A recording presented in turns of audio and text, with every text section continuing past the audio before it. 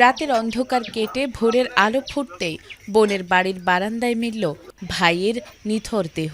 নাটোরের ডাঙ্গাপাড়ার এক ফার্নিচার ব্যবসায়ীর এমন রহস্যময় মৃত্যুতে স্তব্ধ পুরো এলাকা। এটি কি কোনো স্বাভাবিক মৃত্যু নাকি পারিবারিক বিরোধের জেরে পরিকল্পিত হত্যাকাণ্ড?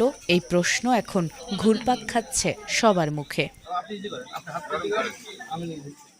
মঙ্গলবার ভোরে বোন মসিরন বেগম ঘরের দরজা খুলে বাইরে বের হতেই বারান্দায় ভাইয়ের মরদেহ পড়ে থাকতে দেখে চিৎকার শুরু করেন। পরে প্রতিবেশীরা ছুটে এসে পুলিশে খবর দেয়। পুলিশ ও স্থানীয় সূত্রে জানা গেছে নিহত ব্যবসায়ীর নাম শফিকুল ইসলাম। এদিকে নিহতের ছেলের অভিযোগ, গতকাল রাত 11টা থেকে তার বাবাকে খুঁজে পাওয়া যাচ্ছিল না। এছাড়াও জমি জমা নিয়ে দীর্ঘদিন ধরে ফুপুদের সাথে তীব্র বিরোধ চলছিল তাদের।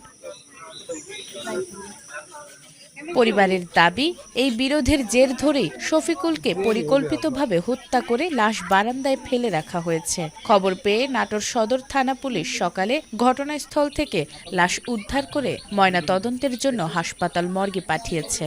সদর থানার ভারপ্রাপ্ত কর্মকর্তা ওসি মনসুর রহমান জানিয়েছেন, মৃত্যুর প্রকৃত কারণ এখনও স্পষ্ট নয়। ময়নাতদন্তের প্রতিবেদন এবং তদন্তের মাধ্যমেই বিষয়টি নিশ্চিত হওয়া যাবে। অপরাধী যেই হোক, আইনগত ব্যবস্থা নেওয়া হবে। নাজমুন নাহার জান্নাত, এটিএন বাংলা।